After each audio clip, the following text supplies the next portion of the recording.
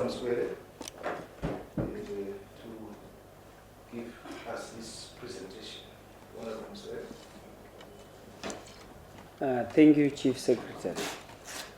Cabinet considered and approved the proposed policy framework for government shareholding or equity in public-private partnerships, which was presented by the Honorable Vice President, Dr. CGDN Chiwenga. Since the inception of the Zimbabwe is Open for Business mantra, there has been an increase in private sector players who wish to partner the government of Zimbabwe and many other state-owned enterprises in the rehabilitation, among other issues, of major roads, railway, and other related infrastructure. The policy framework by government, therefore, will guide private sector participation in public-private partnerships as prescribed under the Zimbabwe Investment and Development Agency and the Public Procurement and Disposal of Public Assets Act. The objective of the policy framework is to ensure value for money and to safeguard national interests. The policy framework provides guidelines for categories of projects, namely public-private partnerships for infrastructure development, public-private partnerships for commercial purposes, public-private partnerships where government holds an asset, and non-performing public-private partnership projects.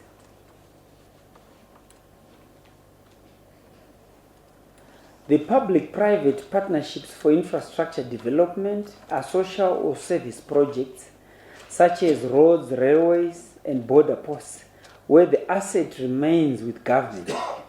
Revenue sharing agreements under this category should be, at least in terms of shareholding and representation, 30% minimum.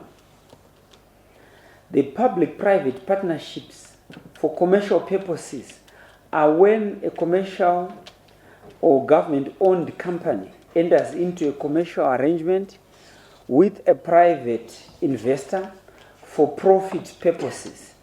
The partnership will be implemented through the establishment of a special purpose vehicle with government of Zimbabwe having a minimum of 26% in terms of shareholding.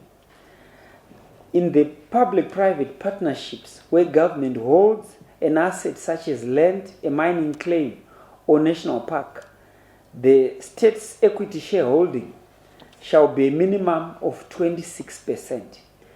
A joint venture agreement will be entered into with the private investor. The non-performing public-private partnerships will be assessed for viability or non-viability, with the viable ones being renegotiated, while non-viable ones will be recommended for termination. Going forward, all public-private partnerships will be guided by the policy framework, and a manual subsequently will be issued.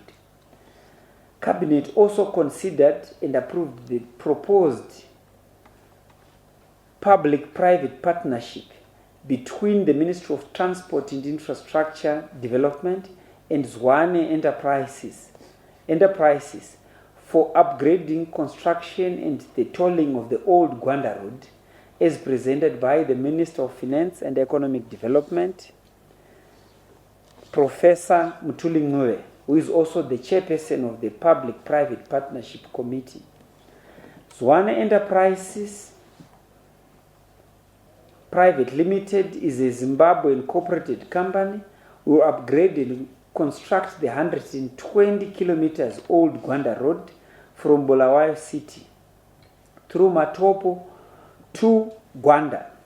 The old Gwanda Road reduces the distance between Bulawayo and Gwanda compared to the existing Bulawayo to Gwanda via Eskodini, Mbalavala, and Collinborn. The company will undertake the project through a build, operate and transfer arrangement.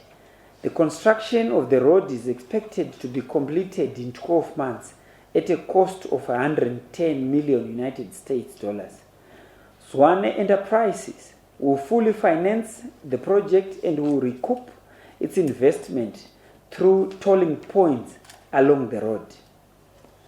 Cabinet received the report on the launch of the Youth Service in Zimbabwe program, which was presented by the Honorable Vice President, retired Colonel KCD Mohadi, who is also the chairman of the Cabinet Committee on State Occasions and National Monuments.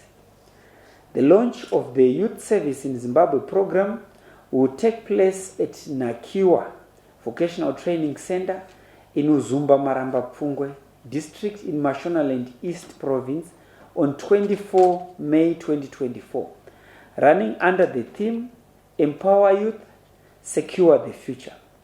The event will be graced by His Excellency the President, Dr. E.D. Mnangagwa, who will deliver the keynote address as well as launch the Youth Service in Zimbabwe program.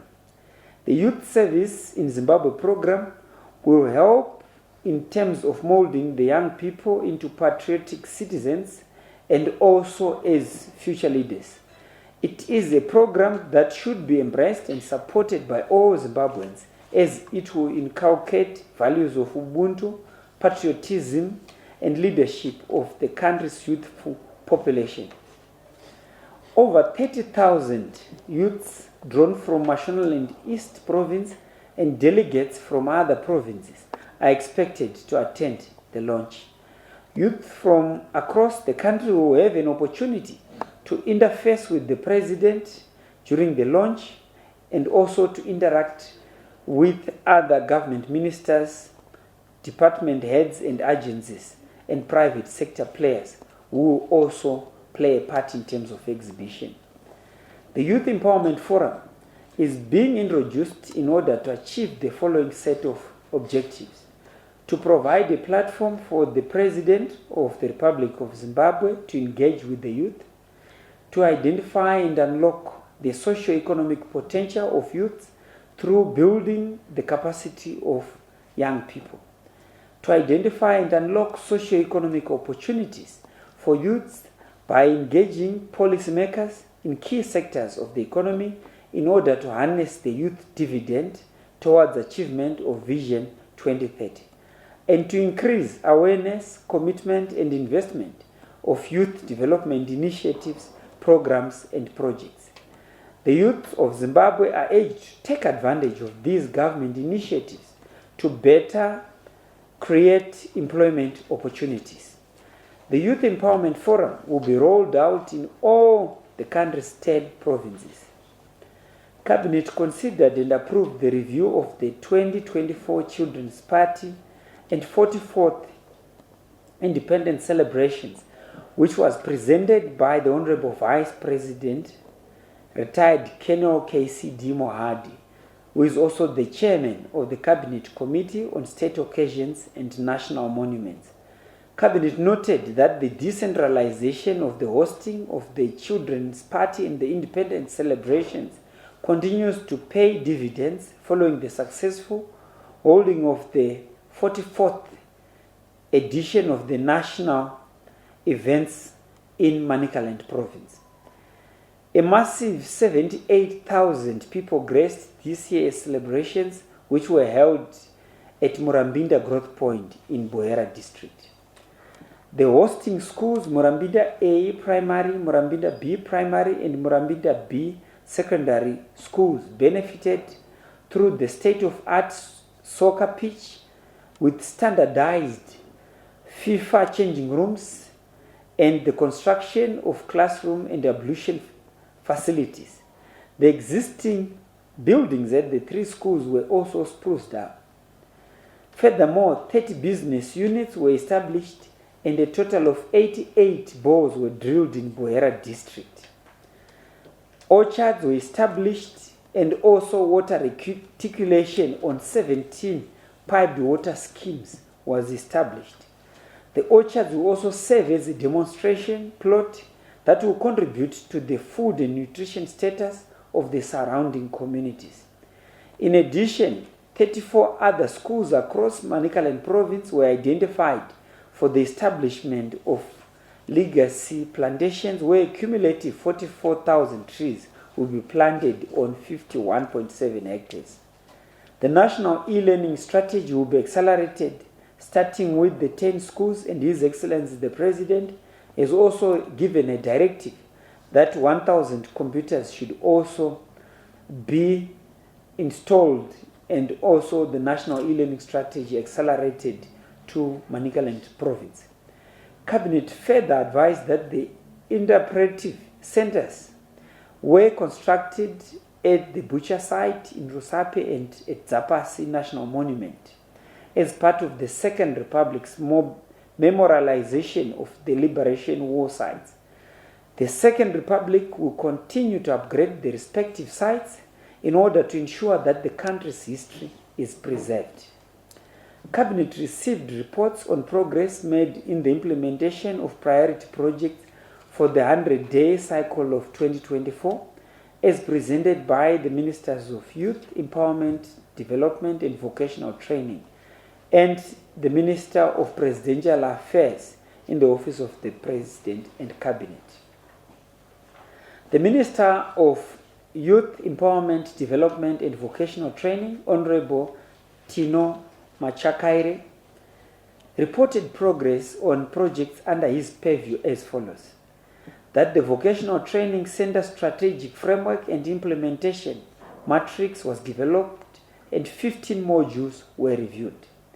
That awareness programs on drug and substance abuse reached an estimated 1,377,000 youths during the 21st February 2024 National Youth Day celebrations held at Mushagashe Training Center in Masvingo Province.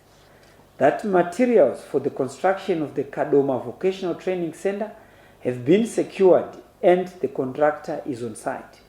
That construction of the Sivomo Vocational Training Center is ongoing, and 5 modules for the youth service in Zimbabwe curriculum were successfully reviewed.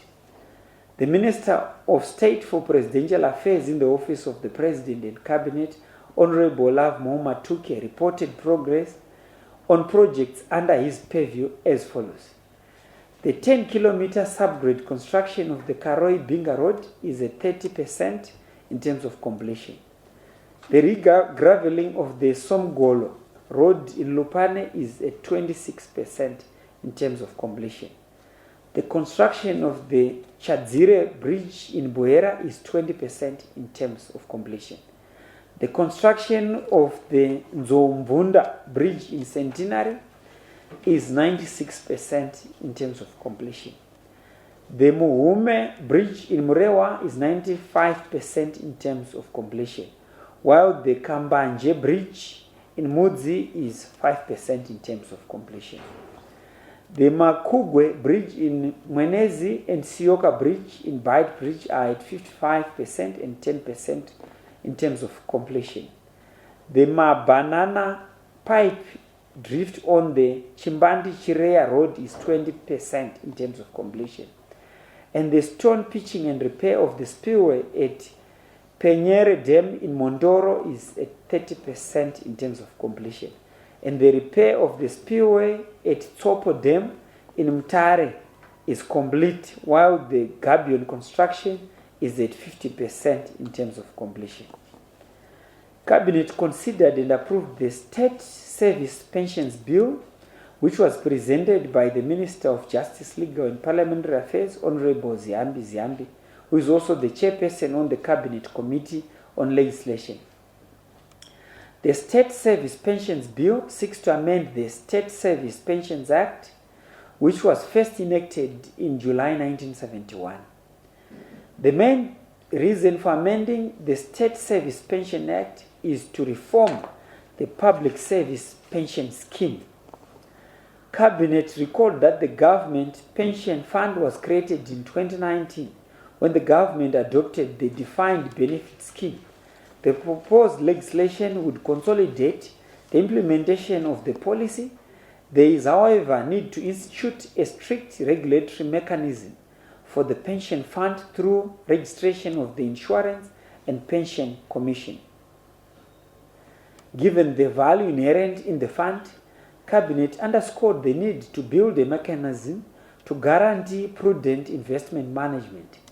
To this end, Cabinet agreed that a public investment commission chaired by a senior official be created. Cabinet received and adopted a report on the second session of the Zimbabwe-Angola Joint Permanent Commission on Cooperation, as presented by the Minister of Foreign Affairs and International Trade, Honorable Dr. Frederick Shava.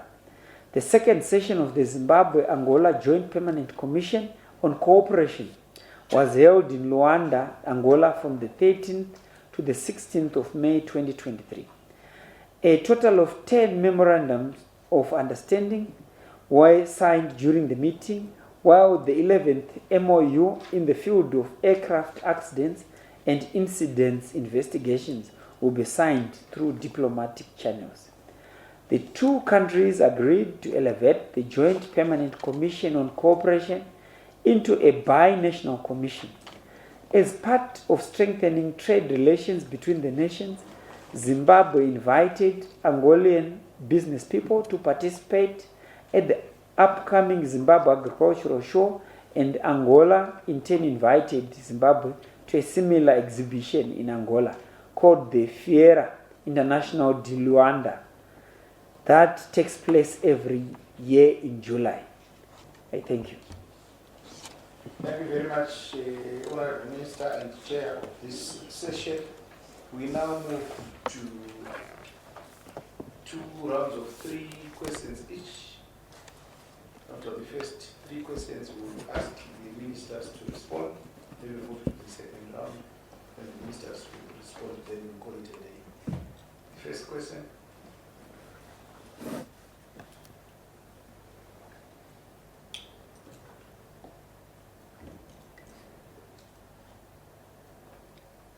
Yes. Thank you, Taku Chiambake from NRTV.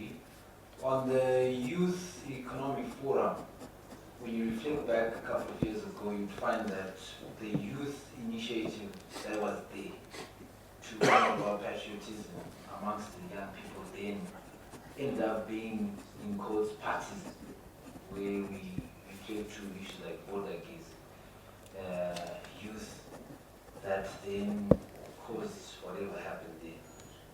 Tell us how this one will be different to ensure that it incorporates everyone on a non-partisan basis. Thank you. Thank you very much. Yes, can we have the next question?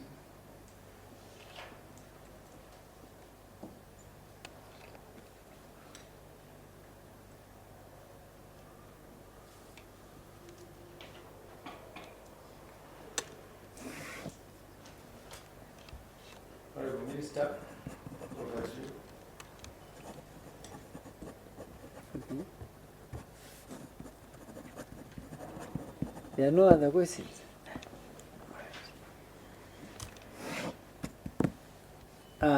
Thank you, Taku, from NRTV. The establishment of the youth service in Zimbabwe is going to help to mold young people into patriotic citizens and also to prepare them in terms of leadership. But at the same time, it is based on values of Ubuntu, patriotism, and the leadership of the country's youthful population. The Youth Empowerment Forum, which is being introduced, is set to achieve the following set of objectives: to provide a platform for the President of the Republic of Zimbabwe to engage with the youth, to identify and unlock socio-economic potential of youth through building the capacity of young people, to identify and unlock socio-economic opportunities for youth by engaging policymakers in key sectors of the economy, to harness the youth dividend towards achievement of Vision 2030 and to increase awareness, commitment and investment in youth development initiatives, programs and projects. The youth of Zimbabwe are also urged to take advantage of these initiatives. Your question about the past, I don't think the youth members were partisan in any way. But also to assure you that even going forward, that the youth knows no political line. The youth will not be partisan. They've never been partisan. The idea is to ensure that we leave no one and no place behind. And you know, in terms of the constitution of Zimbabwe, the government is mandated to come up with programs and legislative measures that are going to support the participation of youth in the socio-economic developments of our country. So precisely as I have indicated, that the youth's participation is about leadership, is about their participation, it is about their leadership. It is also about inculcating the values of Ubuntu. There won't be any partisanship as we roll out all these programs. And it is not about any political party. It is about the youth of Zimbabwe. So it is also defined in terms of the constitution. It is also defined in terms of the legislation that deals with the youth. It is also defined in terms of the policy and also the establishment of the youth service in Zimbabwe. It is not political at all. Thank you. Thank you very much, Honorable Minister. Any further questions? Yes. Yes, this one is for the Minister of Finance who just walked in. That was quick. Yeah, I was there when I saw you walking in. It's in relation to what was presented earlier regards the BOTs. How much will this ensure that we don't see a strain in the national budgets? We've seen deficits like last year. With this BOT system now being introduced to allow private sector to fund some of the projects that you're working on instead of having government fund everything, how much will this save in terms of the fiscus, in terms of discipline? Economists are now saying we need fiscal discipline and a lot of stuff has been said. How big is this route to ensure that we stabilize the new baby, Ziggy? Thank you. Thank you very much. Any further questions? Clarifications? Over to you, Minister. Thank you, Chief Secretary. Honorable Ngube, the questions, there are many questions combined under one banner. He wants to know the impact of PPP projects in terms of fiscal discipline. He wants to know the magnitude and the impact of PPP projects in stabilizing the ZIG. Thank you. Over to you, Professor. Well, thank you, Honorable Sir.